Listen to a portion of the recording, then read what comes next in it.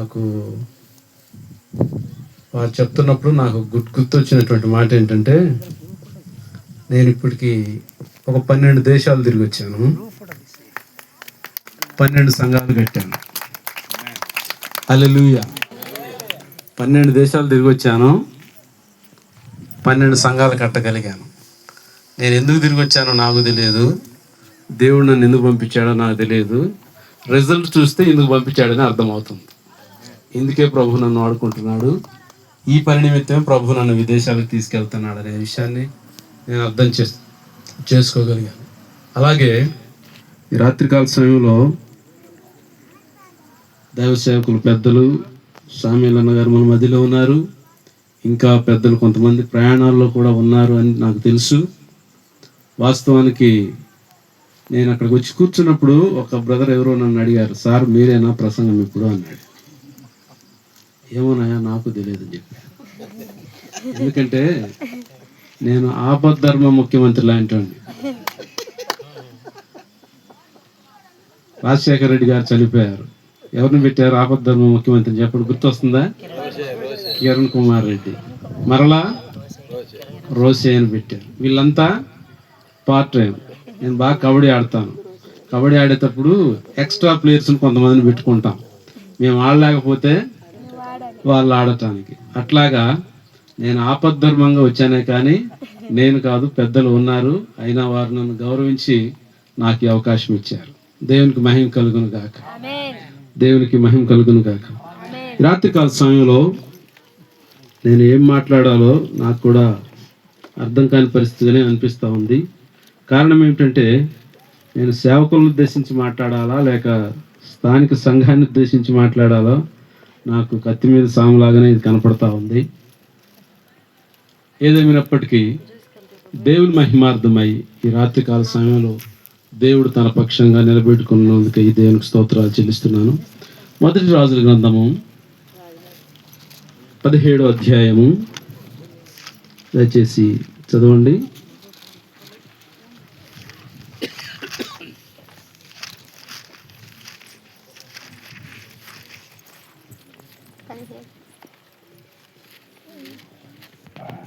First Kings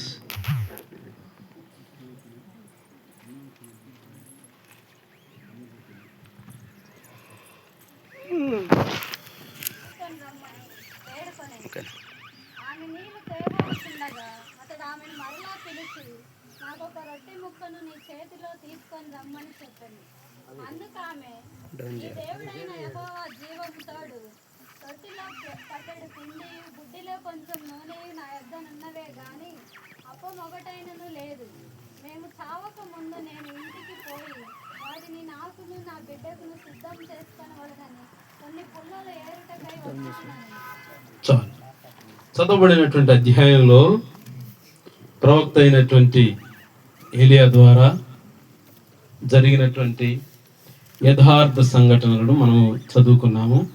సేవకులకు అందరికీ తెలుసు అనుకుంటున్నాను భాగము.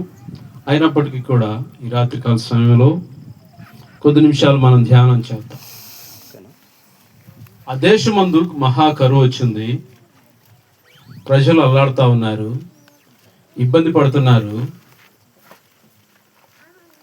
ప్రవక్త అనేటువంటి ఏలియా సారేపాతు అనేటువంటి ఒక గ్రామానికి వచ్చినప్పుడు అక్కడ ఎవరు ఎదురయ్యారంట? ఒక విధవరాలు. ఆమె పరిస్థితి ఏమిటి అక్కడ అంటే,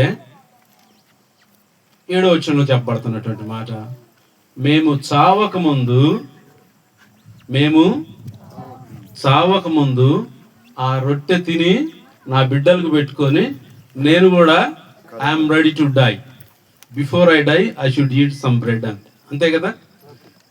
నాకున్న ఆస్తి ఏదైనా ఉంది అని అంటే, నా బిడ్డలకు నేను ఇవ్వగలిగింది ఏదన్నా ఉందంటే రొట్టె ముక్క మాత్రమే. ఇంతకంటే నా దగ్గర ఏమీ లేదు. పిలిచాడు, పలికాడు, మాట్లాడాడు. అమ్మ మంచినీళ్ళు అంటే ఆ తల్లి వెళ్ళింది. మంచినీళ్ళకు వెళ్తుండగా మరలా పిలిచాడు. మరలా పిలిచి ఏమని అడిగాడు? నాకు ఆకలేస్తా ఉందమ్మా, నా కొరకు రొట్టె తయారు చేసుకొని రమ్మని. ఆమె చెప్తా ఉందాయా, నాకు ఏమీ లేదు నా యొద్ద, నా 2 పిల్లలు ఉన్నారు, వారికి ఆహారం పెట్టడానికి కూడా ఏం లేదు. ఈ పుల్లలు ఏరుకొని పోయి ఈ కర్రపురలు ఏరుకొని పోయి ఆ రొట్టె తయారు చేసి వారికి పెట్టి అవకాశం ఉంటే బతుకుతాం లేకపోతే చస్తామని డైరెక్ట్గానే చెప్పేసింది, మొహమాటం ఏమి లేకుండా.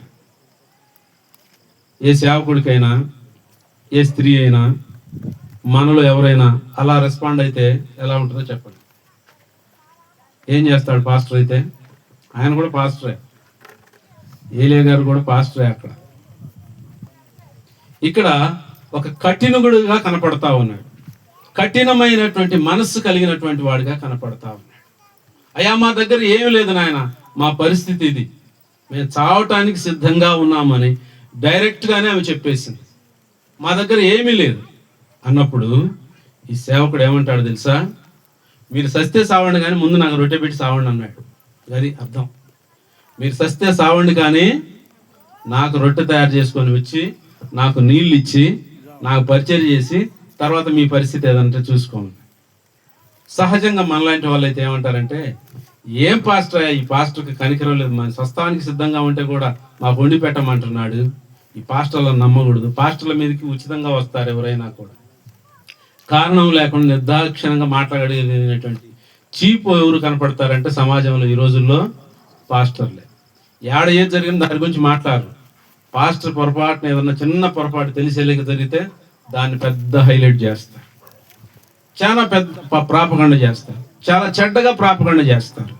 కానీ ఈ దాసుని పట్ల ఆ స్త్రీ మనసులో ఉన్నప్పటికీ కూడా ఏం చేసిందట? సిద్ధపాటు చేసింది, ఆహారం సిద్ధపాటు చేసింది, ఆ దాసుని ప్రేమించింది. ఆ దాసునికి, ఆ ప్రవక్తకు ఆతిథ్యం ఇచ్చింది. కరువులో దేవుడు ఆ కుటుంబానికి కొరత లేకుండా చేశాడు. కరువు వచ్చింది కానీ ఆ కరువులో ఆ దేవుడు ఏం చేశాడట? ఆ కుటుంబాన్ని పోషించాడు. బిడ్డలు చనిపోయారు, కుమారుడు చనిపోయాడు, అయినప్పటికీ ఆ ప్రవక్తకు ఆతిథ్యం ఇవ్వట చేత ఆ చనిపోయినటువంటి కుమారుణ్ణి సహితము లేపగలిగాడు. దేవుని సేవకుడికి నువ్వు స్థానం ఇస్తే దేవుడు నీ ద్వారా కార్యాలు జరిగిస్తాడు. God servant is not a servant, God servant is a God's representative. దేవుని యొక్క ప్రతినిధి, దేవుని యొక్క ప్రతినిధి అనేటువంటి విషయాన్ని మనం మర్చిపోవద్దు.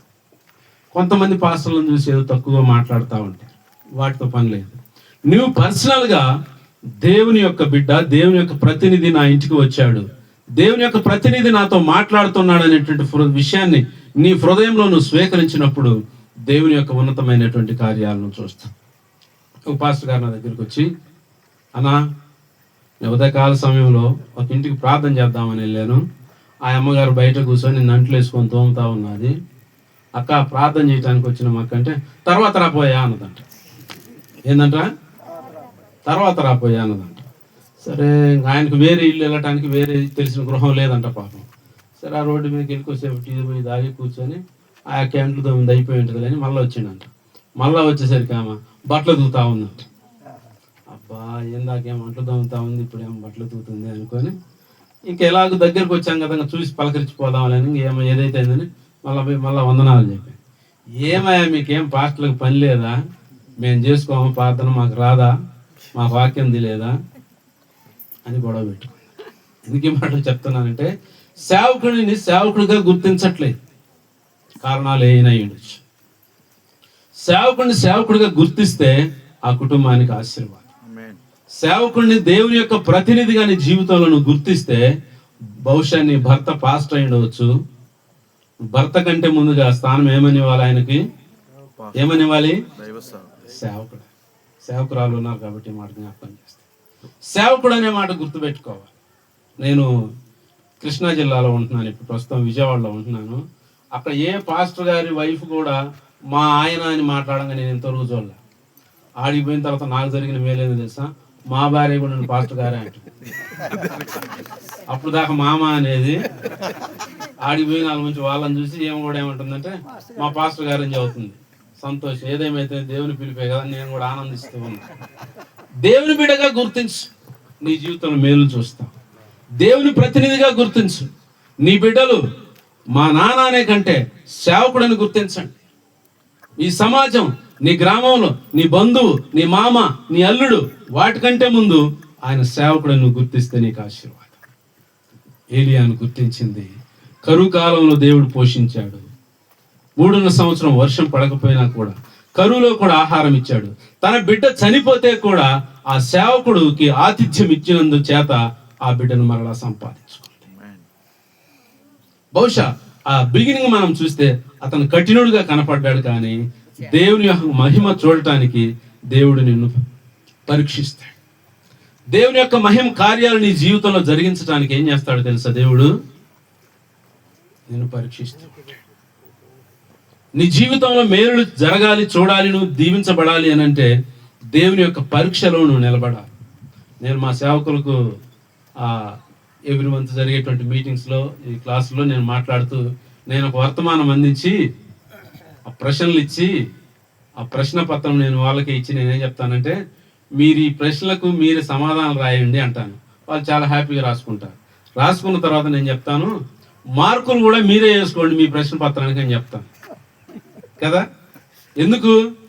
ఇప్పుడు మన పేపర్ మనం రుద్దుకుంటే నీకు ఇచ్చింది అనుకోమ్మా, ఎన్ని వేసుకుంటావు మార్కులు చెప్తాలి చెప్పరా? 25 వేసుకోవడానికి ప్రయత్నం చేస్తా వీలైనంత వరకు. అదే నేను రుద్దితే సరే, నా బుద్ధి పుట్టిన నేను వేస్తా కదా, అంతే కదా. దేవుడు కూడా మన జీవితాన్ని మనల్నే సరి చేసుకోమనే అవకాశం మనకి ఇస్తుంది ఆశీర్వాదం. మరొక వ్యక్తి నీ జీవితంలో ప్రవేశించకుండా, మరొకరు నిన్ను సరి చేయకుండా ఆ అవకాశాన్ని నువ్వు వినియోగించుకోవాలి. దేవుడు మన జీవితాలను పరిశీలిస్తున్నాడు. ఈ సారెపాతులో ఉన్నటువంటి ఒక విధవరాలి యొక్క విషయంలో తనకు అవకాశం ఇచ్చాడు దేవుడు. ప్రారంభంలో కష్టంగా అనిపించింది. అయ్యో, కఠినుడుగా కనపడుతున్నాడే, దయలేనటువంటి వాడిగా కనపడుతున్నాడే అనుకుంది మనసులో. కానీ ఆతిథ్యం ఇచ్చింది. హల్లెలూయా.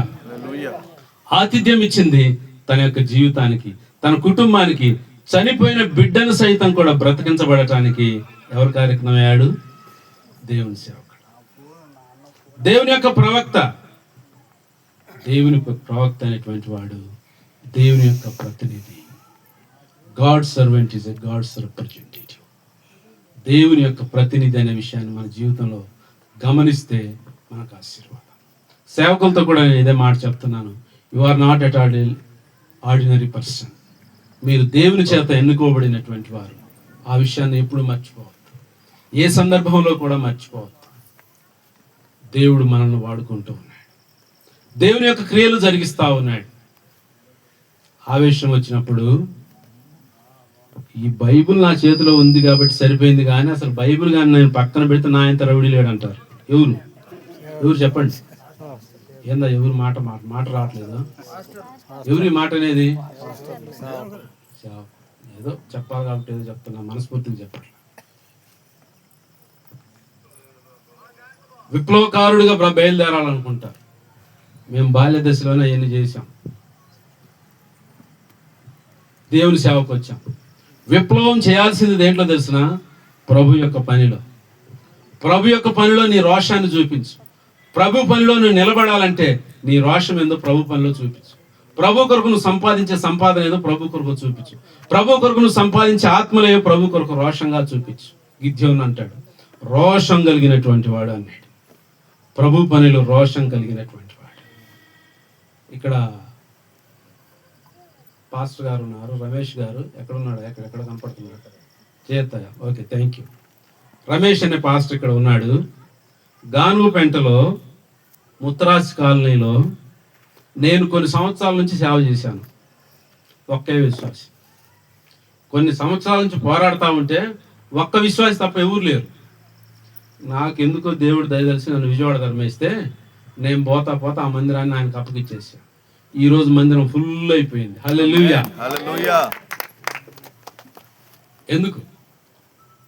ఎందుకు చెప్పండి? ఆ రోషం ఉండాలి. ప్రభు పని చేయాలి, కష్టపడాలి, అనేక ఆత్మలను సంపాదించాలి అనేటువంటి రోషం కలిగి పనిచేస్తున్నాడు. దేవుడు కార్యాలు జరిగిస్తా ఉన్నాడు. కనకరాజు పాస్టర్ గారు ఒక్కరోజు ఆయన వాళ్ళ ఇంట్లో బోధిన్నట్టు కానీ వాళ్ళ ఇంట్లో నిద్రపోయినట్టు నేను చూడలేదు. ఎప్పుడు నేను ఫోన్ చేసిన అన్న సాయంకాలం అంటాడు, సార్ పుచ్చకాయలపల్లి అంటాడు, సార్ ఆ ఊరు అంటాడు, ఈ ఊరు అంటాడు, ఏదేదో అదే ఊరన్నా రావడం దగ్గర తుమ్మల చెరువు అంటాడు.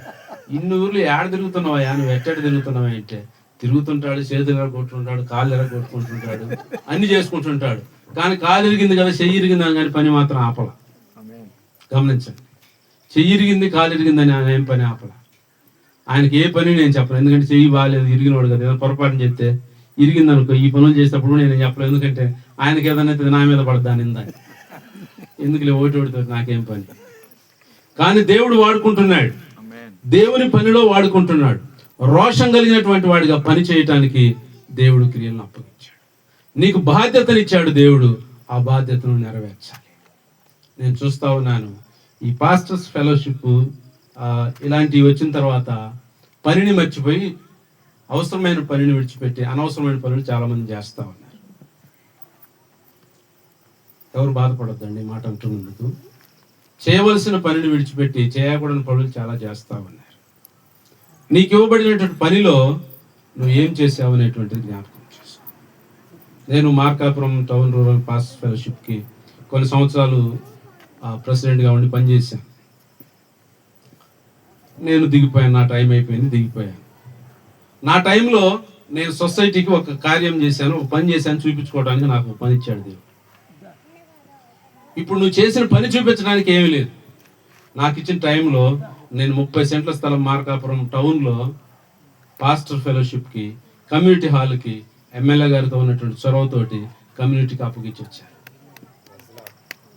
ఈరోజు ₹1,00,00,000 విలువ చేసేటువంటి పాస్టర్ ప్రెసిడెంట్లుగా ఉండటానికి, సెక్రటరీగా ఉండటానికి త్వరపడద్దు. మీరు సాధించగలిగింది ఏదన్నా ఉంటే త్వరపడండి. ఆ రోషం కలిగి పనిచేయగలిగితే ముందుకు రండి. ఊరిక పేరు కోసం అయితే ముందుకు రావు. అవసరమైతే నీ సొమ్ము పెట్టు, ప్రభు పని చేయి. నీ సొమ్ము పెట్టు, ఫెలోషిప్ నడిపించు. నీ సొమ్ము పెట్టు, దేవుని కార్యాలు జరిగించు. నాకు అలాంటి ఒక ఇన్స్పిరేషన్ రావడానికి ఒక హిందువు నా దగ్గరికి వచ్చి అడిగాడు, సార్ మీరు పాస్టర్ ఫెలోషిప్ ప్రెసిడెంట్ కదా అన్నారు. అవునన్నారు. ఏంటి మీ పాస్టర్ ఫెలోషిప్ అంటే, Markapuram town and rural welfare development society అని చెప్పాను. అంటే ఆయన అన్నాడు, వెల్ఫేర్ అనే మాట పెట్టారు కదా, మీ పాస్టర్లకు మీరు వెల్ఫేర్ ఏం చేస్తున్నారు అన్నాడు. నా దగ్గర సమాధానం లేదు, వెల్ఫేర్ ఏం చేయలేకపోయాను. అప్పుడు అన్నాడు, మీరు పెట్టినటువంటి వెల్ఫేర్ అనే పదానికే మీరేం న్యాయం చేయలేకపోతే మీరు ఎందుకు సార్ పాస్టర్ ప్రెసిడెంట్గా అని అడిగాడు ఒక హిందూ. అప్పుడు ఆ ఒక్క పదం కోసము కష్టపడి ₹1,000 హెచ్చించాము. మార్కాపురం టౌన్లో, ఈరోజు మార్కాపురంలో ఏ క్రైస్తవుడు పెళ్లిళ్ళు చేసుకోవాలన్నా, మీటింగులు పెట్టుకోవాలన్నా కూడా ఒక కమ్యూనిటీకి, ఒక సొసైటీకి ఒక స్థలాన్ని ఏర్పాటు చేశాం. సేవకులారు ఇక్కడ చాలా మంది ఉన్నారు, నేను మీ ఉద్దేశించి మాట్లాడుతున్నాను. రోషం కలిగి పనిచేయండి ప్రభు కొరకు. ఏలియా రోషం కలిగినటువంటి వాడు కనపడుతుంది. అదే 2వ రాజుల గ్రంథము 5వ అధ్యాయంలో మరొక సేవకుడు కనపడుతుంది. ఎవరు? ఎలీషా. ఈ ఎలీషా ఏలియా దగ్గర శిష్యుడు. ఏలియా దగ్గర ఉన్నటువంటి శిష్యుడు. ఏలియాను అనుసరించినటువంటి వాడు. ఏలియా కఠినంగా కనపడుతున్నటువంటి వ్యక్తి. ఎలీషా జీవితంలో మనం చూద్దాం. నయమాను కుష్ఠరోగం పోయినప్పుడు నయమాను దగ్గరికి, ఎలీషా దగ్గరికి ఎంత గిఫ్ట్లు తీసుకొచ్చారు తెలుసా? ఎన్ని గిఫ్ట్లు తెచ్చారు? 20 మనుగుల వెండి, 10 రకాల దుస్తులు, బంగారము, ₹1,00,000 విలువ చేసేటువంటి నగదు, ఇవన్నీ తీసుకొని వచ్చారు. రాజు పంపించాడు. ఎవరు పంపించారంట బహుమానం? సేవకునికి కలిగినటువంటి, నా సేవకుడైనటువంటి నయమానుకు కలిగినటువంటి ఈ కుష్ఠరోగాన్ని నువ్వు స్వస్థపరిచావు కాబట్టి ఈ గిఫ్ట్ స్వీకరించమంటే ఏమన్నాడు తెలుసా? ఏమన్నాడు? పక్కన పెట్టేశాడు. ఆ కిమ్మత్తును నేను క్యాల్కులేట్ చేస్తే దరిదాపు ప్రజెంట్ టుడే రేట్ ఎంత అంటే 70 కోట్లు. దాని యొక్క విలువ ఎంత? 70 కోట్ల రూపాయలు. ఈరోజు 100 రూపాయలకు అన్ని మార్చేస్తాం. 100 రూపాయలు ఇస్తే పేరు మార్చేస్తాం, 100 రూపాయలు ఇస్తే తీరు మార్చేస్తాం, రూపాయలు ఇస్తే అసలు నేను పాస్టర్నే కాదంట. వినండి, ఎంత బహుమానం వచ్చిందంట ఆయనకు. ఈ రోజు ప్రకారం అయితే క్యాల్కులేట్ చేస్తే 20 మణుగుల వెండి, దాదాపు అదే 25 లక్షలపై 2.5 కోటి విలువ. ప్రియమైన వారలారా, స్వీకరించలా? ఇక్కడ స్వీకరించాడు గురువు, శిష్యుడు మాత్రం స్వీకరించలేదు. వేరియేషన్ గమనించండి. ఇద్దరు సేవకులే, ఇద్దరు ప్రవక్తలే, ఒకరిని వెంబడించినటువంటి వాడే ఏలియాను వెంబడించినటువంటి వాడే ఎలీషా. కానీ కానుకల విషయంలో, డబ్బు విషయంలో, బహుమానాల విషయంలో దూరంగా ఉన్నాడు. నేటి దినాల్లో చూస్తూ ఉంటే పాస్టర్స్ టైటిల్స్ బాగా వస్తూ ఉన్నాయి. ఏడబట్టిన డాక్టర్లు, రెవరెండ్లు, బిషప్పులు. నన్ను మా కనకరాజు కూడా అప్పుడప్పుడు ఈ పోస్టులలో బిషప్ అని చాలా పెడుతుంటారు. డాక్టర్లు, రెవరెండ్లు ఇవన్నీ పెడుతుంటాడు. అయ్యా, నాకు తెలియకుండా నేను ఎప్పుడు డాక్టర్ అయినా అంట. డాక్టర్ అయితే పేషెంట్లు అందరూ రావాలి కదా నా కాడికి, నేను ఇంకా డాక్టర్ కాలేదని. ఉన్నాయి, వాటి వల్ల వచ్చిన ప్రయోజనం ఏమీ లేవని నేను చెప్పట్లేదు. అనవసరమైనటువంటి ఈ పొగడతలు మనుషులకు అవసరం అవుతుంది, సేవకులకు ఇది అవసరం అవుతుంది. గమనించండి సేవకులారా, గమనించండి విశ్వాసులారా. ఏలియా దగ్గర శిష్యుడిగా ఉన్నటువంటి ఎలీషా జీవితంలోకి వచ్చేసరికి ఆ కానుకల కంటే దేవునికి మహిమ ముఖ్యమనేది గమనించండి. నేను కానుకలు తీసుకుంటే వాడు సిరియా దేశం వెళ్ళిపోయి మళ్ళీ ఏమని చెప్తాడు? ఏముంది ఇంత, నేను కానుకలు ఇస్తే ఆయన స్వస్థపరిచి పంపించాడు, అందరితో అయిపోయా అంటాడు. అంతే కదా, అర్థమవుతుందా? నేను కానుకలు ఇచ్చాను కాబట్టి, ఇంత డబ్బు ఇచ్చా కాబట్టి నాకు కుష్ఠరోగాన్ని నయం చేశాడు, పంపించేశాడు, దట్స్ ఆల్. దేవునికి మహిమ లేదు. నువ్వు కానుక తీసుకోవాలన్నా దేవునికి మహిమ రావాలి, కానుక వద్దన్నా కూడా దేవునికి మహిమ రావాలి. అది గుర్తుపెట్టుకో. నువ్వు కానుక స్వీకరిస్తే దేవునికి మహిమ ఉండాలి, కానుక నువ్వు తృణీకరించినా కూడా దేవునికి మహిమ రావాలి. నేను కొన్ని సంవత్సరాల క్రితం, బహుశా 10-12 సంవత్సరాల వయసులో దొనకొండ దగ్గర సంగాపురం అని ఆ ఊరు మక్కనిచ్చా. ఒకసారి నేను అక్కడ ఏదో పండగకు వెళ్ళాను. పండగకు వెళ్ళినప్పుడు ఆ ఊర్లో అందరూ నాయుళ్ళు, ఏదో కమ్మలు, ఇతర కులాల వాళ్ళు ఉన్నారు ఎక్కువ మంది. అయితే ఈ పండగ రోజు అందరూ డబ్బులు తీసుకొస్తున్నారు, బియ్యం చేస్తున్నారు, పలహారాలు చేస్తూ ఉన్నారు. అన్ని తెచ్చి చర్చిలో పెట్టి వాళ్ళు వెళ్ళిపోతున్నారు. ప్రార్థనకు మాత్రం కూర్చోవట్లా. అది పెట్టేది అవసరం ప్రార్థన చెప్పుకొని వెళ్ళిపోతున్నారు. నాకు అప్పుడు వయసు దాదాపు 11-12 సంవత్సరాల వయసు. అప్పుడు నేను అక్కడ ఉన్నటువంటి పెద్దను, మా బావగారిని నేను అడిగాను, ఏంటి ఊరు కమ్మలు అందరూ వస్తూ ఉన్నారు, అందరు బియ్యం తెస్తున్నారు, బరువులు తెస్తున్నారు, కొబ్బరి తెస్తున్నారు, ఏంటేంటో కానుకలు అన్నీ తెచ్చి డబ్బులు కూడా పెడుతున్నారు, వెళ్ళిపోతున్నారు, ప్రార్థనకు రావట్లేదు, ప్రార్థనలో కూర్చోవట్లేదు ఎందుకు అన్న. అప్పుడు ఆయన ఏమన్నాడు తెలుసా? ఏమన్నాడంటే, అరే మరి వాళ్ళు కమ్మోళ్ళు, మనం మాదిగోళ్ళం అన్న. ఏంటంట? వాళ్ళు కమ్మోళ్ళు, మనం మాదిగోళ్ళం కాబట్టి మన చర్చిలో వాళ్ళు కూసారా, వాళ్ళు కానుకిచ్చిపోతారు. దేవుడికి నీ కొబ్బెర బెల్లము, నీ పప్పులు బరుగులు, నీ కానుకలు లేనోడని నువ్వు అనుకుంటున్నావు. అది దాని ఉద్దేశం. దేవునికి మహిమ లేదు. ఆడు ప్రార్థనలో కూర్చుంటే దేవునికి మహిమ ఉంది, కానీ ఆ బొరుగులు పలారాలు చేస్తే మహిమ లేదు. నీ జీవితంలో కూడా దేవుడికి ఏదో లేదని బొరుగులు తెచ్చిపెట్టి, అంత బెల్లం తెచ్చిపెట్టి దేవుడికి కానుకిచ్చానని పొగడతలు చెప్పుకుంటే దానివల్ల ప్రయోజనం ఎంత మాత్రం కూడా లేదు. దేవునికి మహిమ రావాలి, నీ జీవితానికి దీవెన కావాలి. నీ జీవితానికి దీవెన కావాలి, దేవునికి మహిమ. మీరు బహుగా ఫలించడం వలన నా తండ్రి మహింపరచు. మనం చేసేటువంటి కార్యాల ద్వారా, మనం చేసేటువంటి యాగాల ద్వారా, మనం చేసేటువంటి ప్రార్థనల ద్వారా దేవునికి ఏమి రావాలి? మహిమ రావాలి. నువ్వు కానుక స్వీకరిస్తావా? సేవకుడా, దేవునికి మహిమ వస్తే స్వీకరించు. కానుకను తృణీకరించే పరిస్థితుల్లో ఎవరు ఉండరని నేను అనుకుంటున్నాను. తృణీకరించినా కూడా అది దేవునికి మహిమ రావాలి. ప్రియ విశ్వాసులారా గమనించండి, దేవుని యొక్క సేవకుడు మన గృహాలను దర్శించినప్పుడు, మన కుటుంబాలను దర్శించినప్పుడు సేవకుని యొక్క హృదయాన్ని అర్థం చేసుకోవడానికి ప్రయత్నం చేద్దాం. దేవుని యొక్క సేవకుడిని, ఈయన దేవుని సేవకుడు అనేది గుర్తుపెట్టుకోండి. మా బావో, మా మామ, మా శనయో, మా పెదయో, మా ఓడేలే చుట్టమే కదా, అవన్నీ పక్కన పెట్టుకోండి. నీ ఇంటికి వచ్చినప్పుడు దేవుని సేవకుడు, ఆయన దేవుని సేవకుడు అని గుర్తుపెట్టుకో. దేవుని యొక్క ప్రతినిధి అనే విషయాన్ని మర్చిపో. దేవుని పక్షంగా వ్యాజ్యమాడేటువంటి వాడు, మన కుటుంబాల నిమిత్తమై దేవుని సన్నిధిలో ప్రలాపించేటువంటి వ్యక్తిని గుర్తుపెట్టుకో.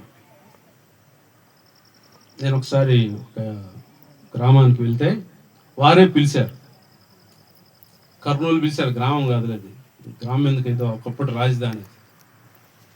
అతను ఒక ఎస్ఐ గారు అక్కడ, కర్నూలు పిలిచారు ప్రార్థనకు. సరే నేను వెళ్ళాను. నేను వెళ్తూ నాకు ఎక్కడికైనా ఒక్కడిని వెళ్ళడం నాకు చాలా కష్టం, నాకు ఎవడో ఒకడు తోడు ఉండాలి. నేను వెళ్తూ ఒక నలుగురిని ఎంటేసుకొని పోయిన కారులో. ఈ కర్నూలు చేరటానికి నా కారుకు పెట్రోలు, ఈ నలుగురికి భోజనాలు పెట్టుకుంటా తీసుకొని వెళ్ళిపోయాను. పోయి ప్రార్థన పెట్టా వాళ్ళ ఇంట్లో. ఆ పోలీస్ అకాడమీలో, అతను ఎస్ఐ కాబట్టి పోలీస్ అకాడమీలో ప్రార్థన అరేంజ్ చేశాడు. ప్రార్థన పెట్టాం, అయిపోయింది. మంచి భోజనం పెట్టాడు. అటు పోతాడు, ఇటు వస్తాడు, ఇటు పోతాడు, మళ్ళీ అటు వస్తాడు. ఏదో కాలు గాలిని పిల్లాలంట్లా తిరుగుతా ఉన్నాడు. నాకు అర్థమైంది ఇతను ఏదో టెన్షన్లో ఉన్నాడని. అన్నా నేను ప్రార్థన చేస్తాను, వెళ్తానన్నా అన్న. లేదు లేదు నాకు మళ్ళీ అటు పోతాడు, మళ్ళీ ఇటు వస్తాడు. కొద్దిసేపు టెన్షన్ పడిన తర్వాత వచ్చి, సరే డబ్బులు 100 రూపాయల నోటు చేతులు ఇటు పెట్టుకుని ఇటు అంటాడు, మళ్ళీ ఇటు అంటాడు, మళ్ళీ ఇద్దామా వద్దనో మరి ఆ టెన్షన్ ఎందుకు వస్తుందో నాకు తెలియదు కానీ మనిషికి చాలాసేపు టెన్షన్ పడి లాస్ట్కే ఆ 100 రూపాయలు చేతిలో పెట్టాడు. ఆయన తక్కువ ఇచ్చినాడని నేను చెప్పట్లేదు, దయచేసి అపార్థం చేసుకో. ఇచ్చాడు, తీసుకున్నాను. నేను 100 రూపాయలని చూడలేదు. ఆయన కానుక పెట్టాడు, నేను సేవకుడిగా నేను స్వీకరించాలి కాబట్టి స్వీకరించాను. సంతోషంగా ప్రార్థన చేశాను.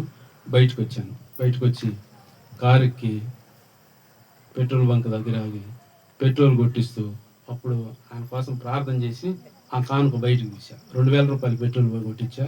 ఈ డబ్బులు తీసా, బయటకు తీసి చూస్తే 100 రూపాయలు. నాకు దరిదాపు 4-5 వేల రూపాయలు ఖర్చు అయింది.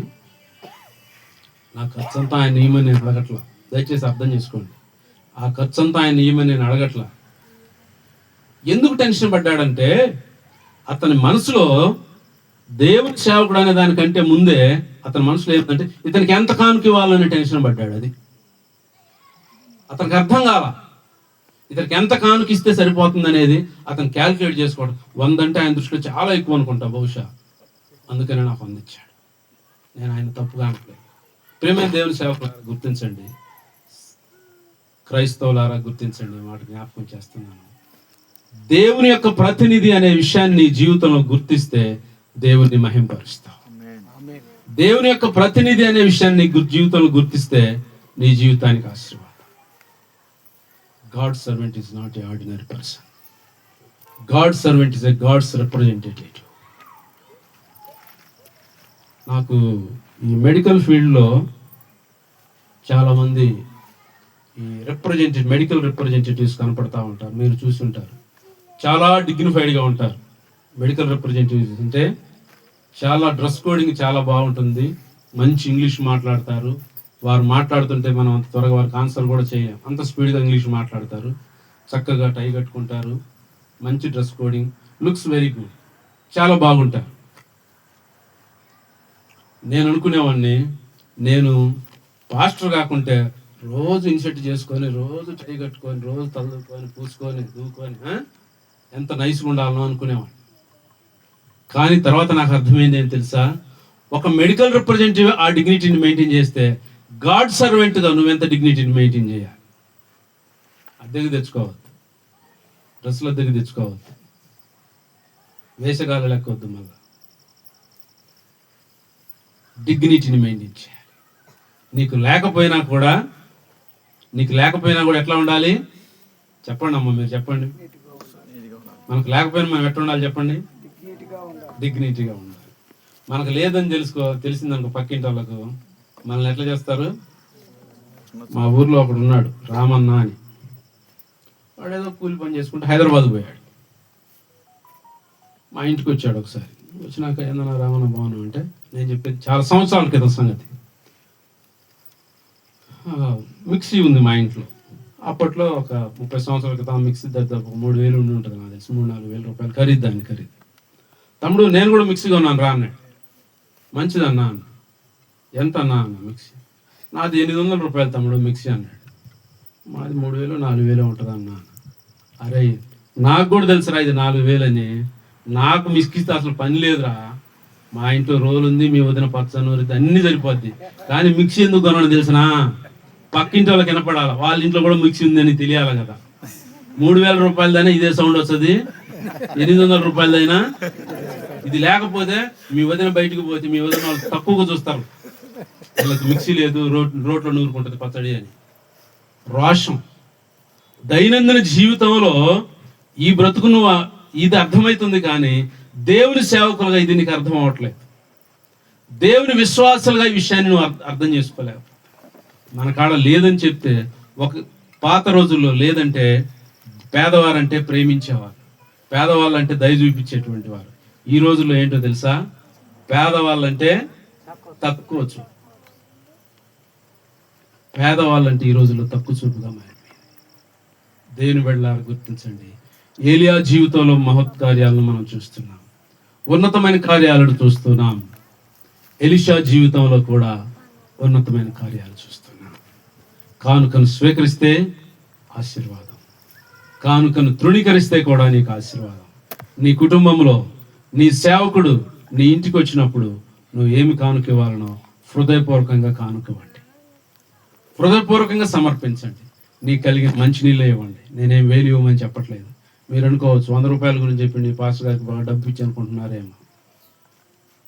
దానికోసం నేను చెప్పట్లేదు. దేవుడు నాకేం డబ్బు తక్కువ ఏమి ఇవ్వలేదు, నేను ఎవరు డబ్బులు ఆశించను, అంత అవసరం కూడా లేదు. మా తండ్రి గారు కూడా రోషంగా పనిచేశాడు, ఆస్తులు సంపాదించాడు, ఎక్కడ చేయి దాపకుండా చేసి వెళ్ళాడు. నేనేమీ సంపాదించలేదు అని నేను దేని ఆశించలేదు. దేవుని సేవకులుగా గుర్తించాల్సింది, దేవునికి సమర్పించే విషయంలో మనకు సమర్పణ ఉండాలి.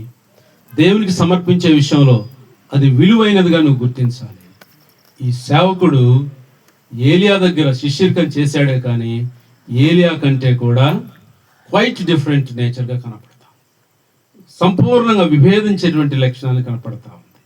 నేను చనిపోతున్నామయ్యా అంటే కూడా మీరు సస్తే సత్తురు కానీ మాకు ముందు రొట్టె పెట్టి సావమ్మా అన్నాడు ఏలియా.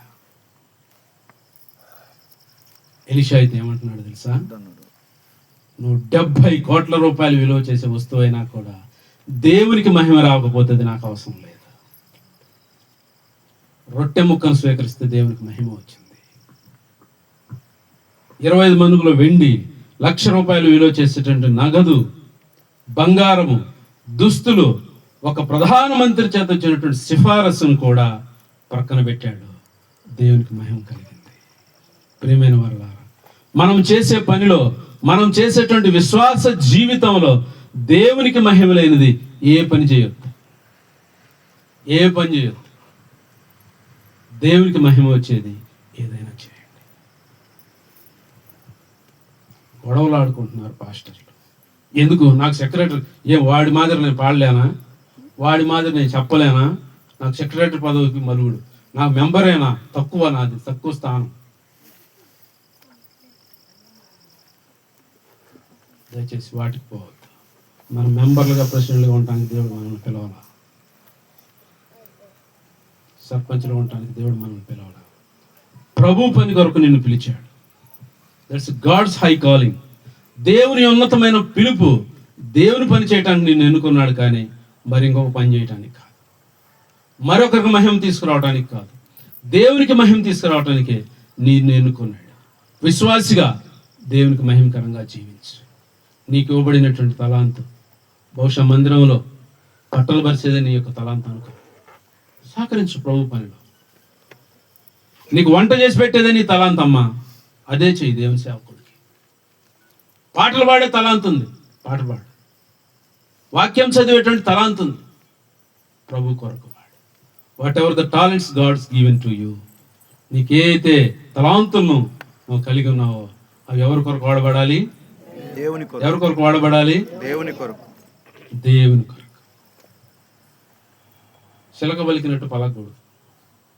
చిలక్కు మనం ఏది నేర్పిస్తే దాని రియాలిటీ దానికి తెలియదు, మనం చెప్పింది అది చేస్తుంది అంతే తప్ప రియల్ న్యాచురల్ నేచర్ అయితే ఇది కాదు.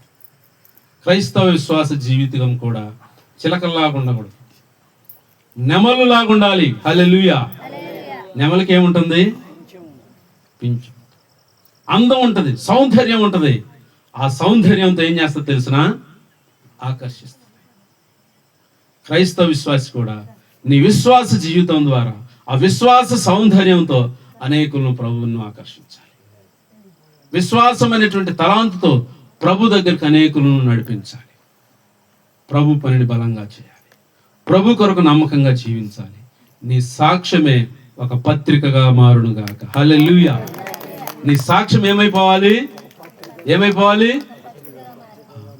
ఏంది పాస్టర్లు చెప్పట్లేదు, ఎన్ని పత్రికలు రాశాడు ఆ పౌలు చెప్పండి. అబ్బా థ్యాంక్ యూ, వెనక నుంచి వినపడ్డది నాకు. ఎన్నంట? 14 పత్రిక. ప్రతి పత్రికలో కూడా ఒక ఉన్నతమైనటువంటి సాక్ష్యం, ఉన్నతమైనటువంటి పిలుపు. ఒక్క పత్రికను పూర్తిగా చదవటానికి, పూర్తిగా చదివి అర్థం చేసుకోవటానికి సంవత్సరాలు పడుతుంది.